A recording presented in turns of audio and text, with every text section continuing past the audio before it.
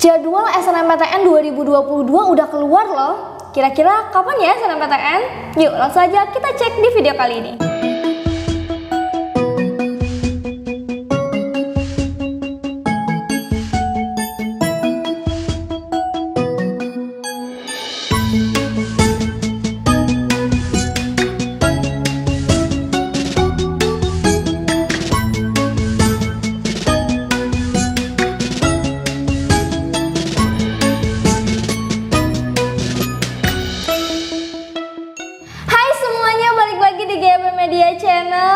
Oke, siapa yang udah penasaran nih tentang jadwal SNMPTN tahun 2022? Tepatnya kemarin itu LTMPT udah merilis jadwal secara lengkapnya proses SNMPTN 2022 berikut dengan tahapan atau alur pendaftarannya. Nah, supaya kalian gak penasaran, langsung aja ini aku udah buka websitenya. Kalian juga bisa sebetulnya buka sendiri gitu ya di ltmpt.ac.id ya. Ini udah sering banget kita bahas websitenya. Oke, nah ini ada beberapa menu. Kalau teman-teman yang udah sempat buka websitenya kemarin-kemarin, itu kan masih ada menu SBMPTN ya kan, UTBK. Nah kalau sekarang itu karena udah memasuki bulan Desember dan fokus LTMPT biasanya ke SNMPTN dulu, jadi menu SBM-nya itu hilang sama UTBK-nya. Jadi teman-teman udah nggak bisa ngecek lagi prodi-prodi atau jurusan di SBMPTN maupun aturan UTBK gitu ya, karena nanti pasti dirilis lagi yang terbaru. Oke, nah sekarang kita cek yang SNMPTN ya. Teman-teman kita cek dulu ya dari yang pertama nih. Ini ada menu PDSS atau Pangkalan Data Sekolah dan Siswa. Ini PDSS itu adalah basis data yang nanti direkap sama sekolah kalian gitu ya. Jadi sebelum kalian mendaftar, pilih prodi dan lain-lain gitu kan, pertamanya itu dari sekolah dulu. Mereka akan mengisikan dari mulai kinerja sekolah gitu ya, terus nilai rapot siswa yang eligible nanti dan lain-lain lah. Ini intinya tanggung jawabnya di sekolah untuk PDSS ya.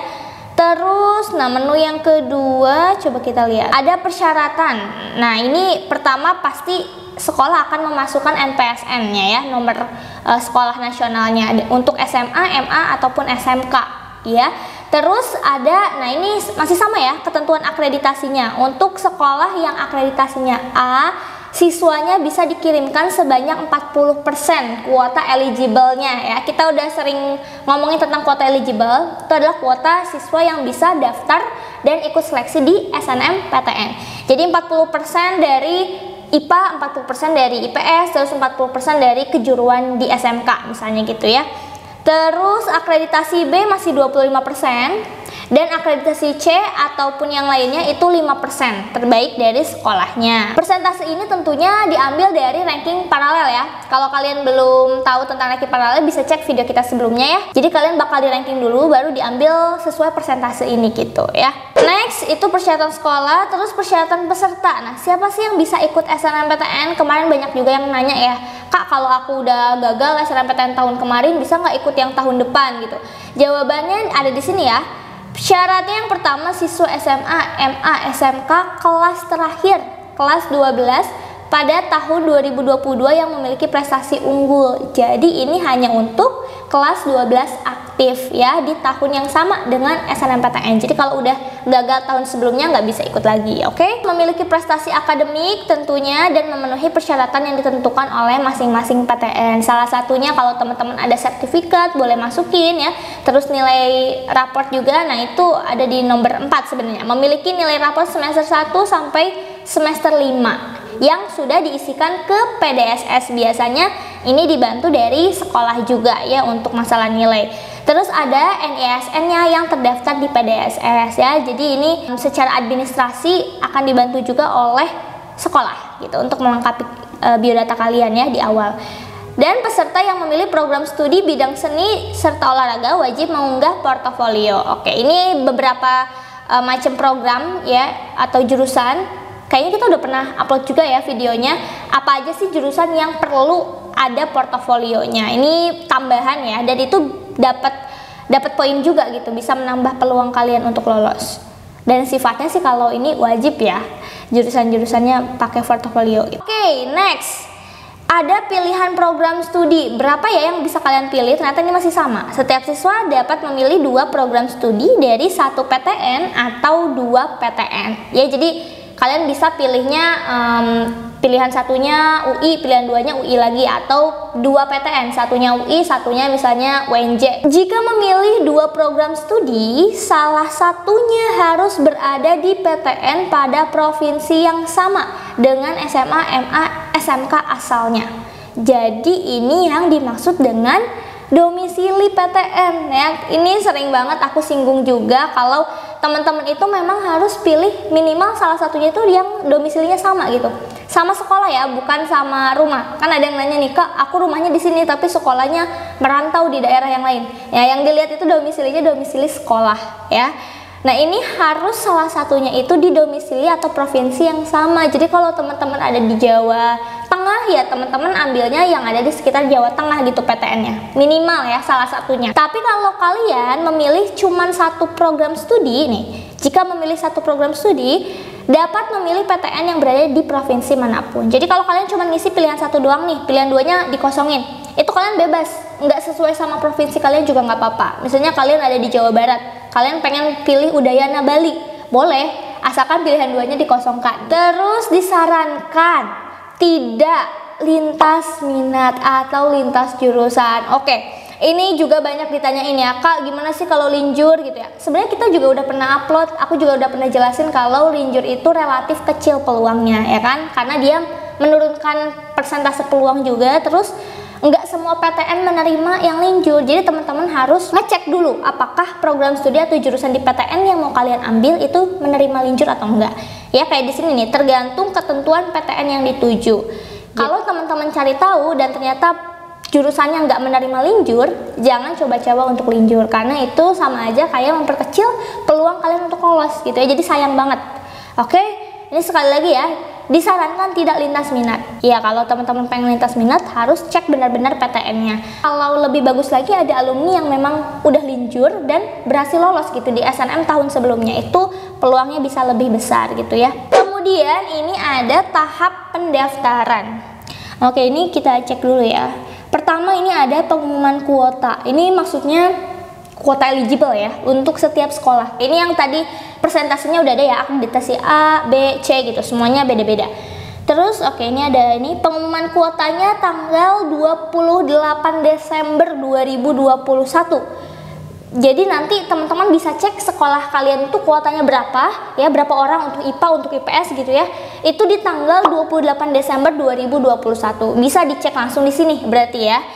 Terus layanan masa sanggah tentang kuota paling lambat tanggal 17 Januari 2022 jam 3 sore WIB. Kalau ini masa sanggah tuh misalnya gini, teman-teman udah masuk nih kuota eligible. Biasanya suka ada yang nggak mau ikutan SNMPTN. Mungkin pertama dia nggak ada yang suka jurusannya, atau yang kedua emang maunya SBM aja langsung. Nah itu kan biasanya dia langsung mengundurkan diri ya dari kuota eligible di sekolahnya, bilang ke gurunya, nanti baru gurunya itu bakal bikin daftar list yang terbaru gitu, mana aja siswa yang memang mau ikut SNMPTN dan mana yang nggak jadi ikut SNM. Kalau yang nggak jadi ikut, pastikan dia harus cari penggantinya kan. Nanti bakal dicari lagi orang-orang yang lain yang memenuhi kriteria yang sama dan masuk ke kuotanya. Jadi kuotanya nggak berkurang. Kalau kalian nggak jadi ikut SNM, ya pasti diganti sama orang lain gitu. Jadi ini masa sanggahnya sampai 17 Januari. Berarti fixnya, kuota fixnya itu adalah 17 Januari 2022 ya. Setelah itu registrasi akun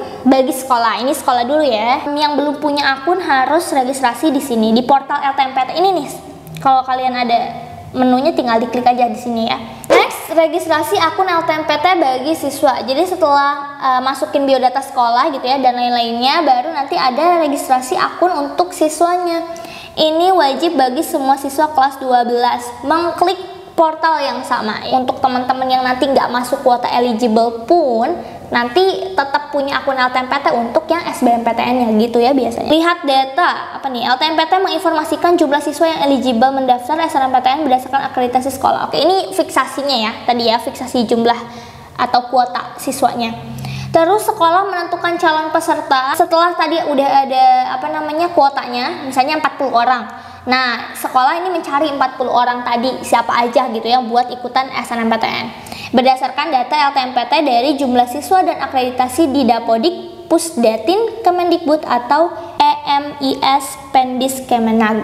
Oke, Intinya ini mencari lah ya yang memenuhi syarat untuk SNMPTN. Oke, jadi bener ya kalau registrasi akun LTMPT ini bukan untuk yang SNMPTN doang, ini untuk semuanya ya, untuk semuanya. Baru nanti kalau yang SNMPTN dia ikut ke quote eligible daftar SNMPTN. Kalau yang tidak masuk itu disiapkan untuk nanti SBMPTN akunnya. Oke, kemudian ada pengisian PDSS, pangkalan data sekolah dan siswa, biodata lebih lengkapnya gitu ya. Setelah itu baru deh nanti daftar SNMPTN. Nanti teman-teman biasanya setelah ada PDSS itu bisa dapetin username dan password untuk login ya. Nanti baru daftar SNMPTN juga masih sama nanti ya di portal LTMPT semuanya. Next, nah setelah daftar kalian login pasti bisa langsung pilih PTN dan program studi atau jurusannya ya. Peserta dapat memilih paling banyak 2 PTN. Oke. Terus mengunggah portofolio untuk yang bidang seni dan olahraga. Setelah itu baru deh kalian akan diseleksi lewat jalur SNMPTN berdasarkan kriteria masing-masing perguruan tinggi negeri. Kemudian baru pengumumannya dan baru daftar ulang. Oke. Wah, ini tahapannya udah lengkap banget ya, udah ada di sini. Nanti teman-teman emang harus update terus nih. Biasanya bakal ada sosialisasi lebih lengkapnya lagi ya dari LTMPT di bulan-bulan Desember, nggak jauh-jauh. Nah, ketentuan pemeringkatan siswa oleh sekolah ini, tadi kan udah ada kuota eligible-nya ya, misalnya 40 orang. Aku tadi bilang kan, kalau itu diambilnya dari ranking paralel atau pemeringkatan siswa. Gimana caranya? Nah ini nilai yang diperhitungkannya kalau yang IPA yang 6 mapel itu ya ada matematika, ingat matematikanya yang wajib semuanya, bahasa Indonesia, bahasa Inggris, kimia, fisika dan biologi. Oke, masih sama ya. Jurusan IPS-nya matematika juga, bahasa Indonesia, bahasa Inggris, sosiologi, ekonomi dan geografi. Jadi sejarah nggak masuk ya di sini. Jurusan bahasa, matematika, bahasa Indonesia, bahasa Inggris, sastra Indonesia, antropologi dan salah satu bahasa asing yang dipelajari. Dan kalau anak SMK itu matematika juga, bahasa Indonesia, bahasa Inggris plus kompetensi keahlian ya. Oke, sekolah dapat menambahkan kriteria lain berupa prestasi akademik dalam menentukan peringkat siswa bila ada nilai yang sama. Oke, jadi kan itu diurutinnya dari 6 nilai tadi ya, mapel tadi. Semisal ada yang jumlah atau rata-ratanya tuh sama gitu, itu kan berarti rankingnya bakal sama gitu ya. Nah nggak mungkin kan dua-duanya ranking 12, pasti salah satunya ada yang jadi ranking 13, yang satunya tetap di 12. Nah cara menentukannya pasti sekolah akan melihat prestasi akademik atau sertifikat yang pernah kalian dapatkan di SMA. Jumlah siswa yang masuk dalam pemeringkatan sesuai dengan ketentuan kuota akreditasi sekolah. Jadi itu ya, dari nilai raport dan kalau ada yang sama nilainya ditambah dari prestasi lain. Nah ini jadwalnya nih teman-teman. Kayak bisa aku zoom kali ya sebentar. Jadi jadwalnya nih, pembuatan akun LTMPT mulai dari tanggal 4 sampai 15 Februari 2022 ya. Ini akun-akun tadi ya, biar kalian bisa dapat username dan password juga dari sekolah maupun untuk siswanya. Pengisian PDSS, sosialisasi yang tadi aku bilang itu ada 2, ada yang untuk PDSS, ada yang untuk SNMPTN. Kalau PDSS biasanya ini untuk guru-guru sekolah ya, maksudnya untuk guru BK juga terutama. Itu tanggal 1 sampai tanggal 8 Februari 2022, 1 Desember sampai 8 Februari. Sosialisasi SNMPTN-nya ini buat siswanya biasanya penting juga buat ikutan atau mencari tahu informasinya dari 1 Desember sampai 28 Februari 2022. Oke, launchingnya ini di 4 Januari. PMB itu penerimaan mahasiswa baru ya. Jadi mulai jadwal semuanya fix gitu ya, dan ngeliatin alur-alur pendaftaran dan lain sebagainya itu di 4 Januari 2022. Terus penetapan siswa eligible-nya tadi itu dari tanggal 4 Januari sampai 8 Februari. Berarti di sini udah cari mana sih siswa yang fix berapa orang gitu ya dari kuota sekolah berdasarkan akreditasinya. Terus pengisian PDSS sekolah sesuai siswa yang udah eligible tadi ya, 8 Januari sampai 8 Februari. Terus pendaftaran SNMPTN bagi kalian nanti yang masuk kuota eligible tadi itu langsung bisa daftar di 14 sampai 28 Februari dan pengumumannya 1 bulan setelahnya ya, 29 Maret 2022. Seluruh kegiatan pada hari yang sudah ditentukan diakhiri pukul 15.00 waktu Indonesia Barat, jam 3 sore WIB ya. Oke. Jadi ini dia teman-teman informasi terbaru tentang SNMPTN tahun 2022. Ini pengumumannya berarti di akhir Maret ya, otomatis UTBK-nya atau SBMPTN-nya kemungkinan juga masih di April ya, sekitar bulan April. Oke. semoga kalian semakin terpacu ya, ini udah deket banget nih sampai hari H untuk mendaftar SNMPTN, dan semoga kalian bisa mempersiapkan dengan baik ya menghadapi SNMPTN 2022 nanti. Oke, so itu dia untuk video kali ini. Kalau kalian masih kepo tentang SNMPTN ataupun info SBMPTN, kalian bisa cek terus video kita di GP Media Channel. See you on the next video.